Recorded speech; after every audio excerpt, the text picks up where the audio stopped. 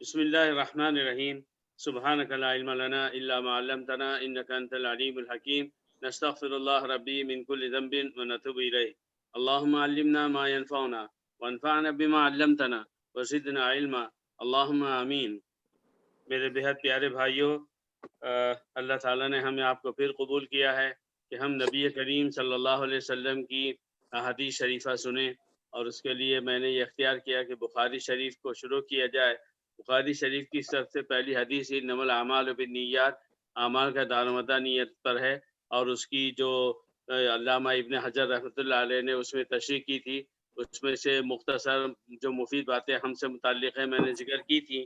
آج بھی اسی بخاری شریف کی حدیث ہے، اور چیپٹر نمبر 3 ہے، اور اس میں حدیث آئی ہے، اور اس حدیث کو میں سب سے پہلے پڑھتا ہوں۔ حدیث بہت لمبی ہے، لیکن سب سے پہلے میں سند پڑھتا ہوں، اور جب میں لفظ سند کہہ رہا ہوں تو انشاءاللہ آپ کے ذہن میں یہ بات ذہن میں ہوگی، سند کہتے ہیں نیریشن کو، حدیث کے بیان کرنے والے ان مقدس اور اللہ کی طرف سے قبول کیے ہوئے افراد کے نام جنہوں نے ایک کے بعد دوسرے سے حدیث سنی، اور پھر وہ حدیث پہنچتے پہنچتے امام بخاری تک پہنچی۔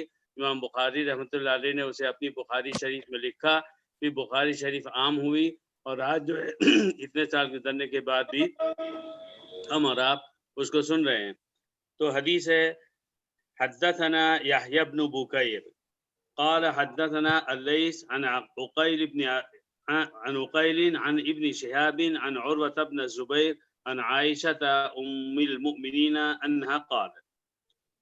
بخاری شریف یعنی شیخ محمد بن اسماعیل، یہ امام بخاری کا نام تھا، وہ کہتے ہیں کہ ان کو بتایا یحییٰ بن بکیر نے۔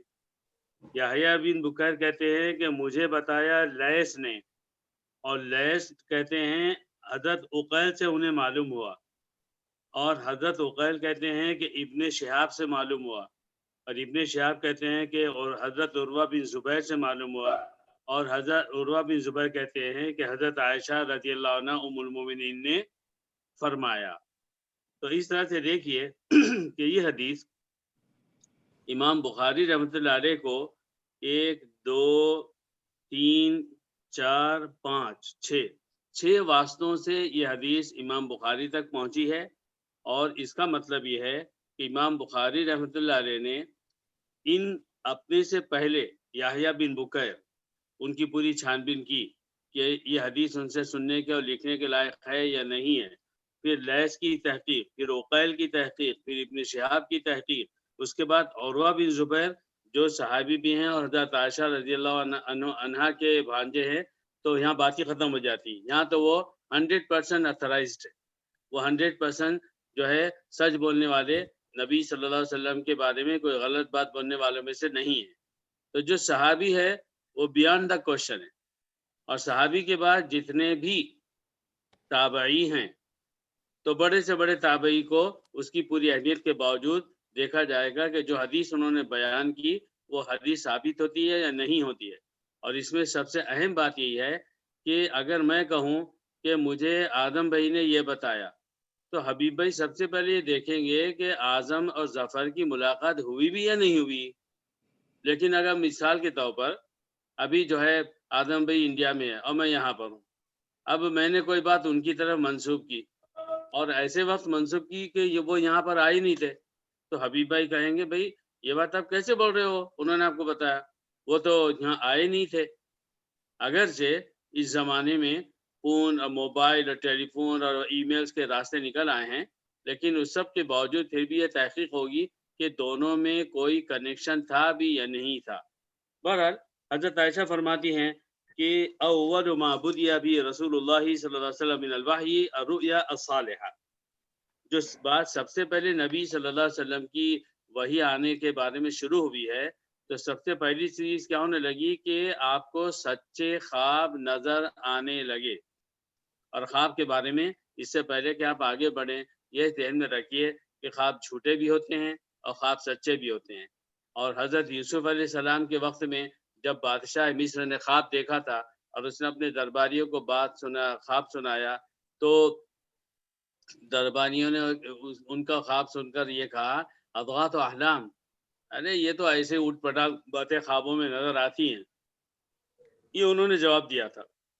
اور یہاں یہ کہ یہ سچے خواب ہوتے ہیں، اور میں نے حدیث سنائی تھی کہ نبی کریم صلی اللہ علیہ وسلم نے فرمایا ہے لم یبقى من النبوۃ الا الرؤیا الصالحہ، نبوت کے جو فائدے انسانوں کو اور امت مسلمہ کو پہنچنے والے تھے وہ سب کے سب نبی کے دم سے تھے، وہ سب اب اللہ تعالیٰ نے بند کر دیا ہے، سوائے ایک دروازے کے کہ مسلمانوں کو سچے خواب نظر آنے لگیں گے۔ اور یہ خواب ایسی عجیب و غریب چیز ہے جو دنیا کے ہر مسلمان کے ہاں اس کا ایک عجیب و غریب شوق ہے، اور وہ یہ ہے کہ اسے جو خواب بھی دیکھا تو اگر وہ اچھا ہے تو اسے سچا سمجھنے لگتا ہے، اگر وہ برا ہے تو بھی سچا سمجھنے لگتا ہے اور ڈر جاتا ہے۔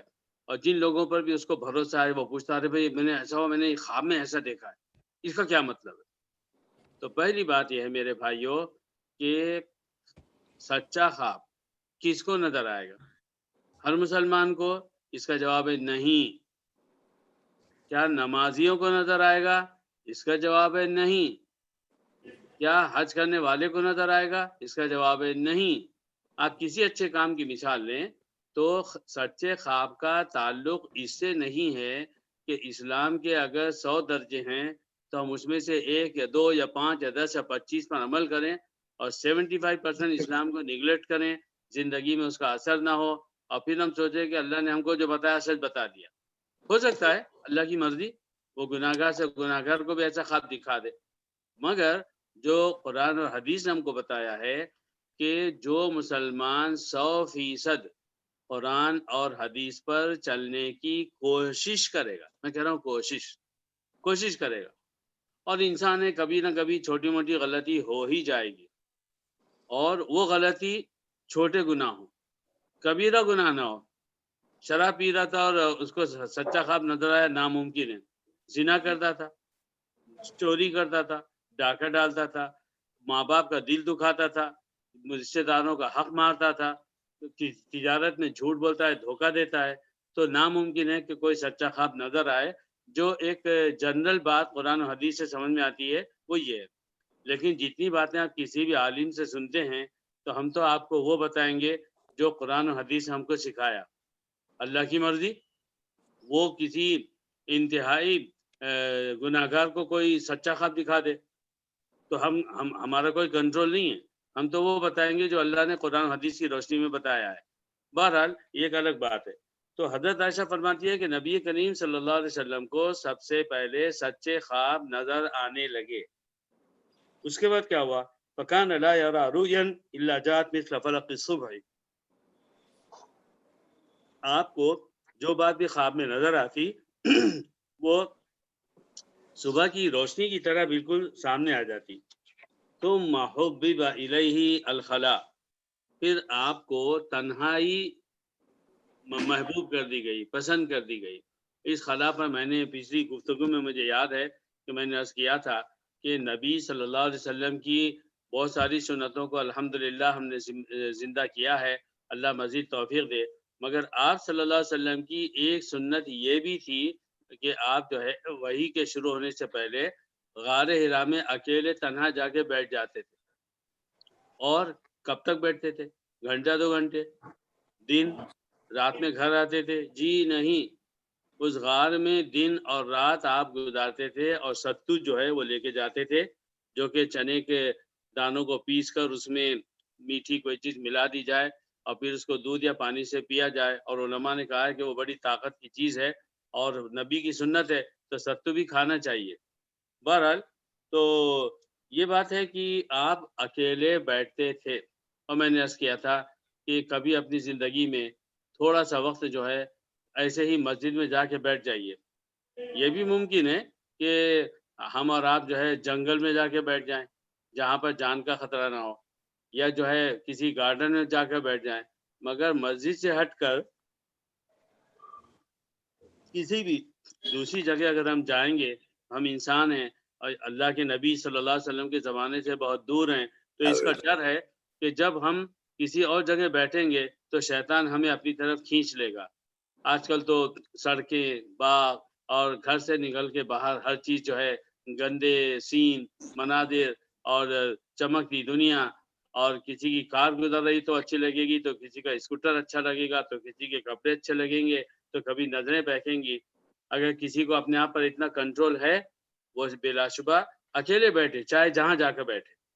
تو یہ ہے کہ مسجد سب سے پاک جگہ ہے، ہمارے کمزور ایمان کے لیے وہی ایک سیف جگہ ہے، وہی ایک قلعہ ہے، تو بیٹھیں۔ اب بیٹھنے کے لیے 15 منٹ اور آدھا گھنٹہ تو بہت آسان ہے، مگر آپ کوشش کیجئے نا کہ اگر 1 گھنٹہ اور 2 گھنٹے اور 3 گھنٹے جا کر بیٹھیں، اپنے بارے میں غور کریں، اپنی پیدائش، بھائی ماں باپ سب، دین دنیا، اب تک آپ نے کیا کمایا اور کیا کھویا۔ پیسہ نہیں کہہ رہا ہوں، اعمال کتنے کرے اور کتنے باقی ہیں، اور قبر میں کیا ہوگا، آخرت میں کیا ہوگا، جنت کا تصور، جہنم کا ڈر، یہ ساری چیزوں پر اکیلے بیٹھ کے سوچئے نا، تو یقین مانیے کہ اس سے جو اللہ تعالیٰ کی معرفت حاصل ہوتی ہے نا، وہ ظاہری اعمال جو کرتے ہیں اس سے نہیں حاصل ہو پاتی۔ تو یہ کہ نبی صلی اللہ علیہ وسلم کو اکیلا بیٹھنا محبوب کر دیا گیا تھا۔ وَكَانَ يَخْلُو بِغَارِ حِرَاءٍ، تو غار حرا میں آپ اکیلے بیٹھ جاتے، وَيَتَحَنَّثُ فِيهِ، تو وہاں بیٹھ کر تعبد کرتے تھے، عبادت کرتے تھے۔ اب یہ سوچئے کہ نبی صلی اللہ علیہ وسلم نبی نہیں بنے ہیں، وہ صرف محمد بن عبداللہ ہیں، اور اپنی سوسائٹی میں سب سے زیادہ سچے، سب سے زیادہ امانت دار اور بااخلاق، جن کا کیریکٹر خود نبی کے بننے سے پہلے اور نبی کے بننے کے بعد بھی ایک دم صاف ستھرا ہے، جہاں پر کوئی بلیک ڈاٹ نہیں ہے، بلیک اسپاٹ نہیں ہے۔ تو وہ آپ اس غار حرا میں کیا کرتے ہوں گے؟ یعنی غار حرا میں نبی کریم صلی اللہ علیہ وسلم کے سامنے اللہ تعالیٰ کا صحیح تصور نہیں تھا۔ کافر عرب کے اللہ کو مانتے تھے، لیکن کیسا مانتے تھے کہ اگر مصیبت پیش آئی تو اللہ کو مانا، اور دوسری طرف اللہ کو منوانے کے لیے 360 بتوں کی عبادت کر کے ان بتوں سے بولتے تھے کہ تم بڑے اچھے ہو، تم ہماری بات اللہ تک پہنچا دو۔ اس بارے میں اللہ رب العزت نے فرمایا کہ کافروں سے پوچھا جاتا ہے کہ تم کیوں عبادت کرتے ہو بتوں کی، تو وہ جواب دیتے تھے ما نعبدهم الا ليقربونا الى الله زلفى، ہم تو ان بتوں کی اس لیے عبادت کرتے ہیں کہ یہ اللہ تعالیٰ کے پاس ہمارا درجہ بڑھا دے۔ یہ وہی بات ہوئی کہ دنیا میں کسی کی سفارش سے آپ نے اپنا کام کروایا، تو مکے کے کافر بھی اللہ کو ماننے کے باوجود وہ بتوں کی عبادت کرتے۔ نبی کریم صلی اللہ علیہ وسلم کو اللہ رب العزت نے بچپن سے لے کے نبی بننے تک، اور نبی بننے کے بعد تو شورلی ہر طرح کے شرک سے اور کفر سے بچایا۔ آپ کا دل ہی نہیں مانتا تھا کہ آپ کسی بت کو سجدہ کریں یا بت کے سامنے جائیں یا وہ شرکیہ اعمال کریں جو اس وقت کی سوسائٹی میں ہوتے تھے، تو پھر وہ کیا عبادت کرتے ہوں گے؟ آپ بھی سوچئے، میں بھی سوچتا ہوں۔ آپ صلی اللہ علیہ وسلم بیٹھے ہوئے ہیں، اکیلے بیٹھے ہیں، اور بس سوچے جا رہے ہیں۔ کیا سوچ رہے ہیں؟ اس وقت جو ہے سبحان اللہ اور الحمدللہ اور اللہ اکبر لا الہ الا اللہ، یہ الفاظ جو ہے نا، یہ بھی وجود میں نہیں آئے تھے۔ زیادہ سے زیادہ ہم کہہ سکتے ہیں کہ شاید سبحان اللہ کا وجود ہوگا، اس لیے کہ وہ جو ہے تعجب کے طور پر بولا جاتا تھا، شاید ہو، ورنہ باقی وہ کلمات بھی نہیں تھے۔ تو اگر آپ کو ذکر کرنا ہے اور آپ کے پاس یہ الفاظ بھی نہیں ہے اور آپ اکیلے بیٹھے ہیں، تو آپ کس قسم کی عبادت کریں گے؟ یہ وہ سوالات ہیں جو نبی کریم صلی اللہ علیہ وسلم ہی جانتے ہیں ان کے جوابات، اور اللہ ہی جانتا ہے۔ مگر ایک بات ہے، اللہ کی طرف نبی کریم صلی اللہ علیہ وسلم کو خالص کرنے کے لیے اللہ نے ان کو حبب الیہ الخلا، اکیلے بیٹھنا، تنہا بیٹھنا پسند کر دیا، اور آپ ایسی بیٹھتے تھے۔ اور اس بخاری شریف میں اسی حدیث کے آگے الفاظ ہے اللیالی ذوات العدد، کئی راتیں بیٹھتے تھے۔ ایک دن میں نے سوچا کہ اگر میں اپنے گھر میں بیٹھا ہوں اور کمرے میں ہوں اور لائٹ بند کر دوں، اندھیرا ہو، اور اس اندھیرے میں مجھے کہا جائے کہ خاموش بیٹھے رہو، کب تک بیٹھوں گا؟ کتنی دیر بیٹھوں گا؟ میں یہ نہیں کہہ رہا ہوں کہ آپ کو نیند آ رہی تھی، آپ کمرے میں آئے اور آپ نے لائٹ بند کی اور بستر پہ سو گئے۔ بند کمرہ ہو اور لائٹ بند ہو، روشنی نہ ہو تو انسان گھبرائے۔ اب تصور کیجئے کہ نبی کریم صلی اللہ علیہ وسلم غار ہرا جائیں گے اور غار ہرا میں کئی کئی راتیں گزاریں گے، تو جو غار ہرا کی تاریکی ہوگی وہ گھر کی تاریکی سے تو کہیں زیادہ ہوگی۔ اب یہ بھی ڈر، اس میں کوئی سانپ، کوئی بچھو، کوئی کاٹنے والی چیز نکل آئے۔ تو یہ کیا بات تھی کہ نبی کریم صلی اللہ علیہ وسلم وہاں دن اور رات کئی کئی گزارتے رہے، وہاں بیٹھے رہے اور راتوں میں وہاں رہے، اکیلے رہے، اور اللہ رب العزت نے ہر شر سے آپ کی حفاظت فرمائی۔ یہ ساری چیزیں نا، یہ جو ہے یہ کیا بولیں گے اس کو، آؤٹ آف کوشچن ہے اور بیانڈ دا کوشچن ہے۔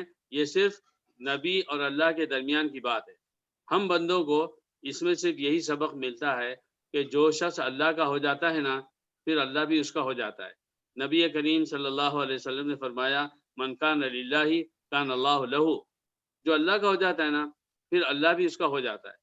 پھر آپ کو ہر بات میں اللہ کی بات پر عمل کرتے ہوئے مزہ آئے گا، لطف آئے گا۔ ایک بات آپ سے کہنا چاہتا ہوں، اپنے ایمان کو سچا یا کھوٹا، جھوٹا پرکھنے کے لیے بس ایک کام کیجیے، ہر نیک کام کے کرتے ہوئے اگر آپ کو مزہ آئے اور اچھا لگے اور اندر سے خوشی ہو، تو اس کا مطلب ہے کہ ہمارا وہ عمل اللہ کے یہاں پاس ہو گیا ہے۔ اور اگر کوئی بھی نیک کام ہم کرتے ہیں مزہ ہی نہیں آتا، دھیان بھی نہیں جاتا ہم کوئی نیک کام کر رہے ہیں، مثال کے طور پر فجر، ظہر، عصر، مغرب، عشاء، تہجد، اشراق، صلاۃ التوبہ، صلاۃ التسبیح ہم اگر پڑھتے ہیں، بچپن سے پڑھ رہے ہیں، اب بھی پڑھتے ہیں الحمدللہ، نہ پڑھنے والوں سے ہزار درجے ہم بہتر ہیں اور ہم کو انشاءاللہ ثواب ملے گا۔ مگر ایک بات، کس فجر میں آپ کو مزہ آیا، کون سی ظہر میں آپ کو مزہ آیا، کون سے عصر اور مغرب اور عشاء میں آپ کا دل لگا اور آپ کو ایسا دل لگا، ایسا مزہ آیا جیسے کسی شخص کو آج کے زمانے میں ٹی وی پر فلم دیکھتے ہوئے، خبریں سنتے ہوئے، ڈرامہ دیکھتے ہوئے آتا ہے، یا کسی شخص کو وہ باغ میں بیٹھے اور وہاں پر باربیکیو کھائے تو اس کو ویسا مزہ آتا ہے۔ کب قرآن کی تلاوت ہوئی کہ جب آپ نے قرآن کی تلاوت کی تو آپ کو آپ کے منہ میں پانی آنے لگا، مزہ آنے لگا، اور آپ تعجب سے اور بڑی محبت کی نظر سے اس آیت کو اور قرآن کے اس جز کو آپ دیکھ رہے ہیں اور دیکھتے رہ گئے ہیں، 2-4-5 منٹ آپ کے گزر گئے، آپ اس آیت پہ غور کر رہے ہیں، آپ کے چہرے پر مسکراہٹ آ رہی ہے، یا جہنم کے تذکرے سے آپ ڈر گئے ہیں، آپ ایک دم گھبرا گئے ہیں، یا آنکھوں میں پانی آ رہا ہے، یا ایسا ہے کہ ہر کام ہمارا نیک کام بھی ہو رہا ہے، وہ ایک روٹین ہو رہا ہے، روٹین، عادت ہو گئی ہے۔ عبادت نہ رہی، وہ عادت بن گئی۔ تو میرے بھائیوں، اگر عبادت عادت بھی بنے گی تو اس عادت سے تو اچھی ہے نا، جس کو اس کی عادت نہیں ہے، جو نمازی نہ پڑھتا ہو، جو روزہ ہی نہ رکھتا ہو، جو اللہ کے راستے میں خرچی نہ کرتا ہو، جو ماں باپ کا ادب ہی نہ کرتا ہو، جو رشتہ داروں کے ساتھ اچھا سلوک نہ کرتا ہو، جو جھوٹ بولتا ہو، جو سود کھاتا ہو، اور ایسی سارے وہ گناہ جو دنیا میں ہیں اور بڑے بڑے گناہ ہیں اور اللہ نے ان سے منع کیا ہے۔ تو میرے بھائیوں، عمر کے اس حصے میں جس میں ہم اور آپ پہنچے ہیں، اللہ تعالی ہم سب کی زندگی میں برکت عطا فرمائے۔ کبھی پلٹ کر پیچھے دیکھیے اور سوچئے وہ کون سا دن تھا اور وہ کون سی نماز تھی کہ جس میں آپ کو ایک لمحے کے لیے مزہ آیا، جیسے آپ اللہ کے سامنے کھڑے ہوئے تو آپ کے ذہن میں تصور آیا الحمدللہ میں اللہ کے سامنے کھڑا ہوں۔ تو آپ سوچیں گے اللہ کے سامنے کھڑا ہوں تو آپ کہاں جائیں گے؟ کس کے سامنے کھڑے ہیں آپ؟ بادشاہ کے سامنے؟ ارے جو رب العالمین ہے اس کے سامنے کھڑے ہیں، آپ کی ہمت کیسے بھی رب العالمین کے سامنے کھڑے ہوتے ہوئے؟ ابھی تو پیچھے یہاں آنے سے پہلے 10 گناہ ہوئے، زبان کے، کانوں کے، آنکھوں کے، ہاتھوں کے، اللہ جانے کون کون سے ہوئے ہوں، نہ بھی ہوئے ہوں تو بے توجہی سے مسجد میں داخل ہونا خود بہت بڑا جرم ہے۔ دل کہیں اور تھا، سوچ کچھ اور رہے تھے، اپنی زندگی کی ضروریات کے بارے میں سوچ رہے تھے، یہ گناہ نہیں ہے، مگر آپ اپنے محبوب کو یاد کر کے اندر نہیں گئے مسجد میں۔ اللہ کو جو محبوب ہے ہمارا اور جس سے محبت ہم کو کرنا ہے اور جس کے بارے میں قرآن میں اللہ نے فرمایا والذین آمنوا اشد حبا للہ، جو ایمان والے ہوتے ہیں ان کی محبت سب سے زیادہ اللہ سے ہوتی ہے۔ اس آیت کے ترجمے کے ساتھ کب آپ کے قدم مسجد کی طرف اٹھے اور آپ مسجد کے اندر داخل ہوئے، اور جیسے آپ مسجد کے اندر داخل ہوئے کھو گئے، ارے میں کہاں آ گیا ہوں، میں اللہ کے سامنے آ گیا ہوں، اب میں اللہ کے دربار میں جا رہا ہوں اور دھیرے دھیرے آگے بڑھ رہا ہوں اور پہلی صف تک پہنچنے کی کوشش کر رہا ہوں، یا پہلی صف میں نہیں پہنچ سکا، مجھ سے پہلے جو اللہ کو زیادہ چاہتے تھے وہ پہنچ گئے، وہ بیٹھ گئے، میری محبت ان سے کم تھی، مجھے دوسری صف میں اور تیسری اور چوتھی اور پانچویں اور چھٹی صف میں جگہ ملی، میری محبت کم تھی، جماعت ہی چھوٹ گئی۔ یہ ساری باتیں میرے بھائیوں، تو نبی صلی اللہ علیہ وسلم وہاں اکیلے بیٹھتے، قبل ان ينزع الى اہلی، اس سے پہلے کہ آپ جو ہے پھر اپنے گھر کے والوں کی طرف واپس آتے، وَيَتَزَوَّدُ لِذَلِكَ، اور پھر اس کے لیے کچھ نہ کچھ ہے تو کھانے کی چیز ساتھ میں لے کر جاتے، ثم يرجع الى خدیجہ، پھر آپ حضرت خدیجہ کے بعد واپس آتے، فَيَتَزَوَّدُ لِمِثْلِهَا، اور پھر بار بار ایسے ہوتا کہ ساتھ میں کھانے پینے کی کوئی چیز وہاں سے لے کر جاتے، حتی جاءہ الحق وهو فی غار حراء، یہاں تک کہ حق آپ کے پاس آیا، حق یہ حق آیا، یہ حضرت عائشہ فرما رہی ہیں، اتنے الفاظ حضرت عائشہ کے ہیں، اور حضرت عائشہ نے ہماری ام المومنین نے جبریل علیہ السلام کے آنے کو اور قرآن کے پہنچنے کو فرمایا حق۔ دیکھیے یہ ہوتی ہے تعبیر کہ آپ غار حرا میں تھے اور حق آ گیا، فجاءہ الملک، فرشتہ آ گیا، فقال، فرشتے نے کہا اقرا، پڑھو، قال ما انا بقاری، نبی کریم صلی اللہ علیہ وسلم نے فرمایا درود شریف پڑھ لیا کیجیے، یہ تو ما انا بقاری، مجھے پڑھنا نہیں آتا، قال فاخذنی فغطنی حتی بلغ منی الجہد، تو پھر وہ کہتے ہیں، نبی صلی اللہ علیہ وسلم فرماتے ہیں کہ پھر جبریل علیہ السلام نے مجھے پکڑا فغطنی، اور مجھے میرے پورے جسم کو زور سے دبا دیا۔ آپ کو معلوم ہے کہ انسان کا سائز کیا ہوتا ہے، سب کو معلوم، ہم اور آپ جانتے ہیں، اونچے سے اونچا، لمبے سے لمبا 6 فٹ کا ہوگا، کتنا موٹا ہوگا، لیکن فرشتے کا سائز کیا ہے اور جبریل علیہ السلام کا سائز کیا ہے؟ نبی صلی اللہ علیہ وسلم کی ایک حدیث میں آیا کہ جبریل علیہ السلام کو اللہ تعالیٰ نے 2 پر دیے ہیں، اگر رائٹ کا پر پھیلائیں تو پورا ایسٹ چھپ جائے، اور اگر لیفٹ کا پھیلائیں تو پورا ویسٹ اس میں آ جائے، تو ویسے جبریل علیہ السلام جو ہے وہ انسان کی شکل میں نبی صلی اللہ علیہ وسلم کے سامنے آئے، تو ان کا سائز کتنا چھوٹا ہوگا؟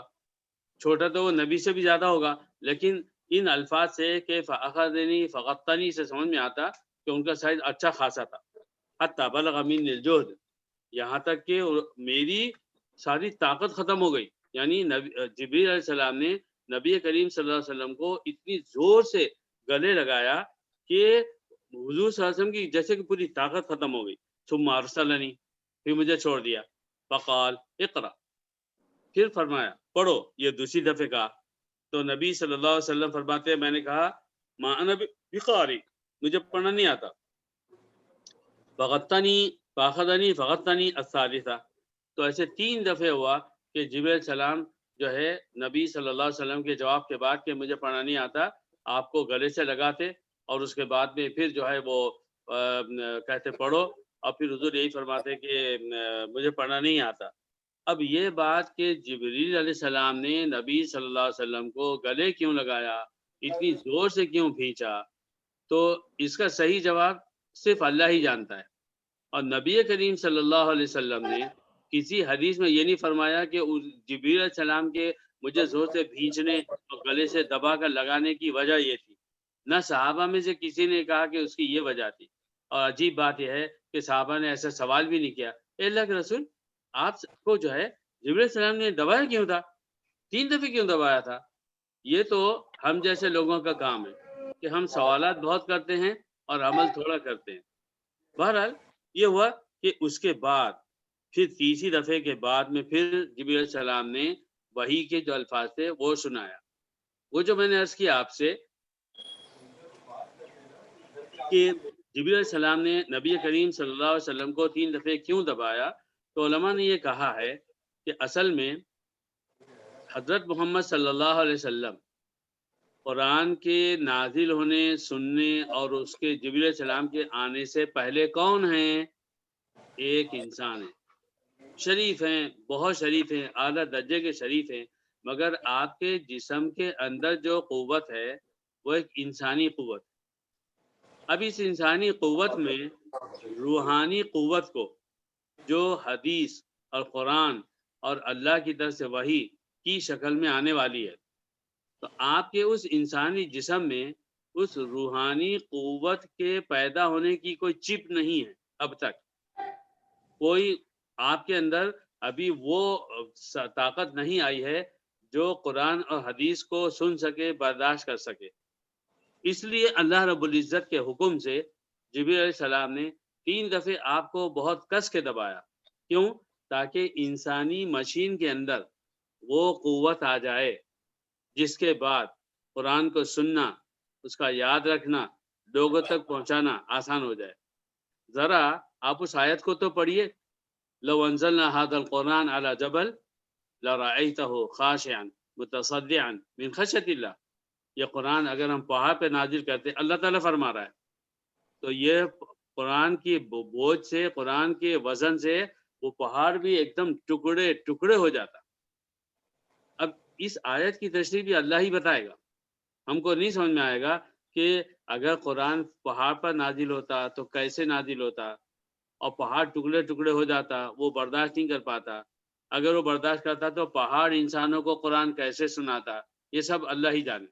مگر کوئی تو بات ہے جو ہماری کیپیسٹی سے بہت اوپر کی ہے، ہم نہیں سمجھ سکتے، مگر ہم کو ماننا پڑے گا کہ قرآن کریم کے الفاظ کا سننا آسان کام نہیں تھا۔ جیسے ابھی میں نے آپ کے سامنے قرآن کی آیت پڑھی، لو انزلنا هذا القرآن على جبل لرأيته خاشعا متصدعا من خشیۃ اللہ۔ اس آیت کو سنتے ہی آپ کے پیشانی پہ پسینہ آیا، آپ کے جسم میں پسینہ آیا، آپ کمزوری محسوس کرنے لگے، آپ کو ایک عجیب غریب یعنی تکلیف سے گزرنا پڑا؟ جی نہیں، کیونکہ اللہ رب العزت نے نبی کریم صلی اللہ علیہ وسلم کے ذریعے سے قرآن کے نور کو اتنا عام کر دیا ہے کہ بچہ بھی سنتا ہے تو سن لیتا ہے۔ لیکن اسی حدیث کے اندر جو ہے وہ، اور اس کے علاوہ دوسری حدیثوں میں، اس سے پہلے کی حدیث میں آیا تھا کہ حضرت عائشہ نے پوچھا، اے اللہ کے رسول صلی اللہ علیہ وسلم، یہ آپ کے اوپر وحی کیسے نازل ہوتی ہے؟ تو حضرت عائشہ نے بتایا، حضرت نبی کریم صلی اللہ علیہ وسلم نے بتایا تھا کہ وہ کبھی کبھی گھنٹی کی سی آواز آتی ہے، کبھی مجھے ایسی گھن گھن گھن آواز محسوس ہوتی ہے، اور جب وحی آتی ہے لا یتفصد عنی، تو میرے جسم میں پسینے کے فوارے چھوٹ جاتے ہیں۔ آپ سوچئے، الفاظ کو سنتے ہوئے پسینہ آتا ہے کیا؟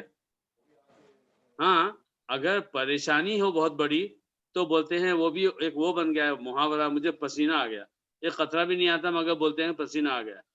بیماری ہو تو پسینہ آتا ہے، آپ کی شوگر کم ہو جائے تو آپ کے جسم سے پسینہ بے تحاشا چھوٹنے لگتا ہے۔ اللہ سب کی حفاظت کرے۔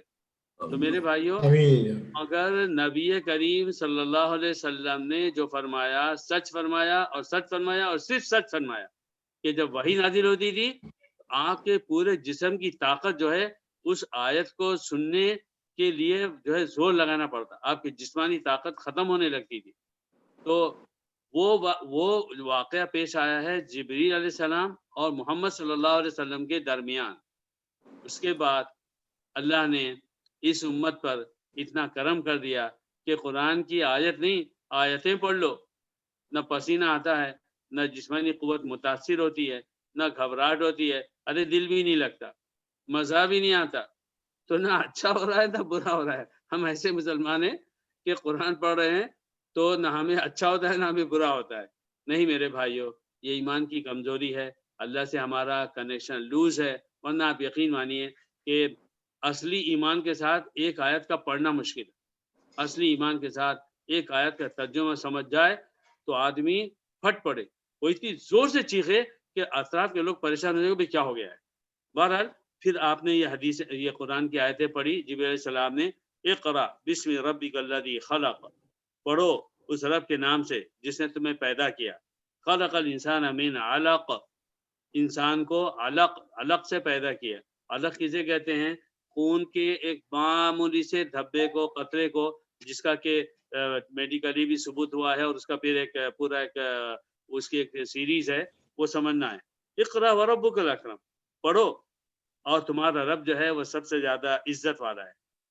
تو 1 اور 2 اور 3 آیتیں جبریل علیہ السلام نے سنائی۔ جب یہ رسول اللہ صلی اللہ علیہ وسلم، بس یہ آیتیں سننے کے بعد حضرت محمد صلی اللہ علیہ وسلم وہاں سے لوٹ گئے۔ یرجف فؤادہ، آپ کا دل جو ہے گھبرا رہا تھا۔ فدخل علی خدیجہ بنت خویلد رضی اللہ عنہا، پھر وہ حضرت خدیجہ بن خویلد ہماری ام المومنین کے پاس تشریف لائے، یعنی گھر واپس آئے۔ فقال زملونی زملونی، کہا مجھے چادر اڑاؤ، مجھے چادر اڑا دو۔ فزملوہ، تو آپ کی چادر اڑا دی گئی، یعنی آپ لیٹ گئے۔ حتی ذهب عنہ الروع، یہاں تک کہ آپ کی گھبراہٹ ختم ہوئی۔ فقال علی خدیجہ الخبر،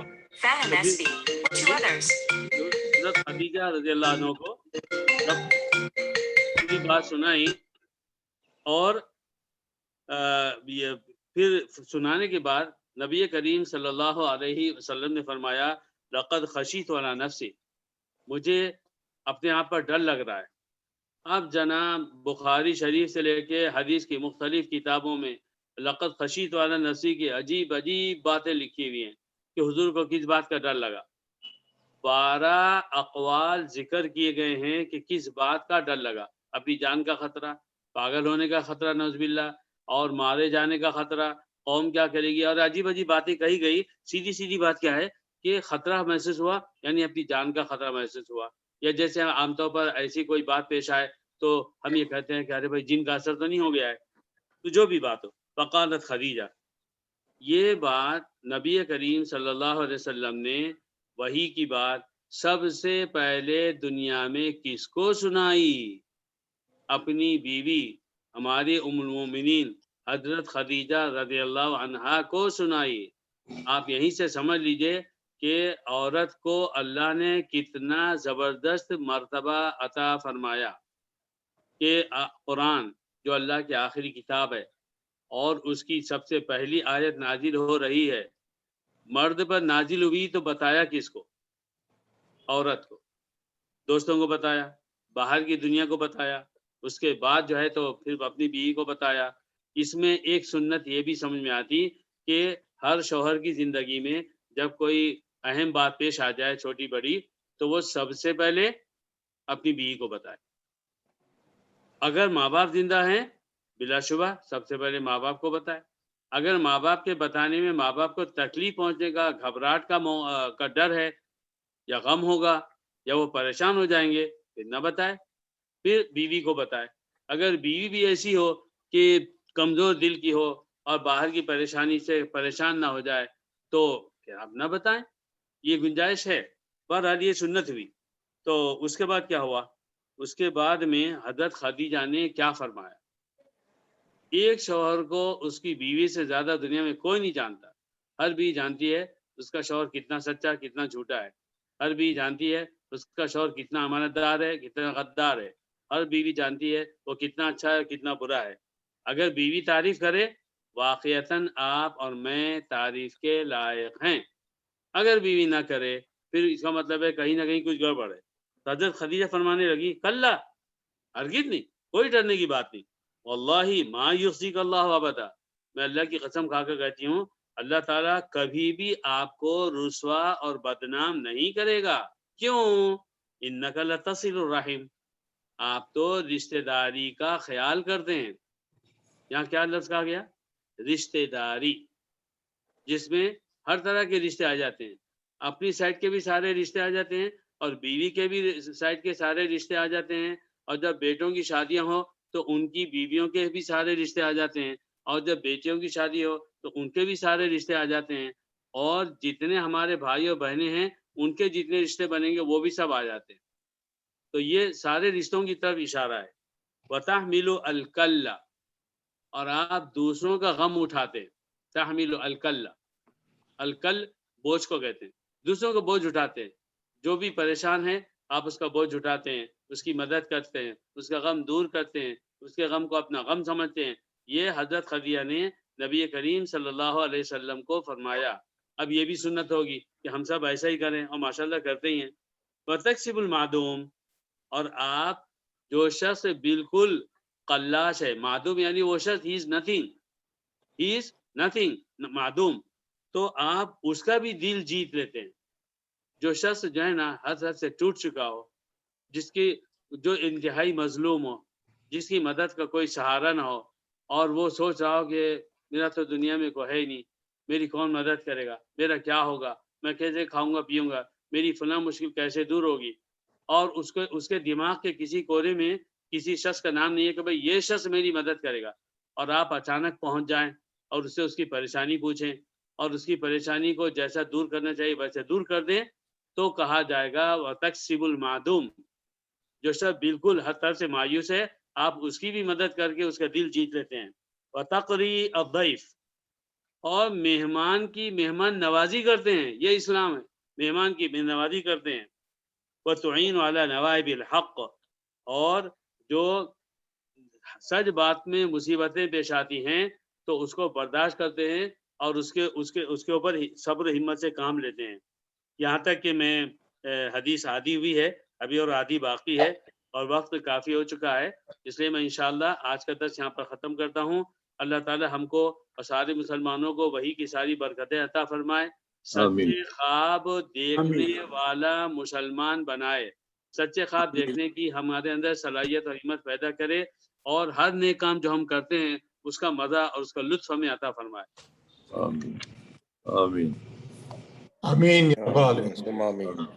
آمین. آمین آمین آمین. اللہ آباد رکھے آپ حضرات کو. دعا کر لیں.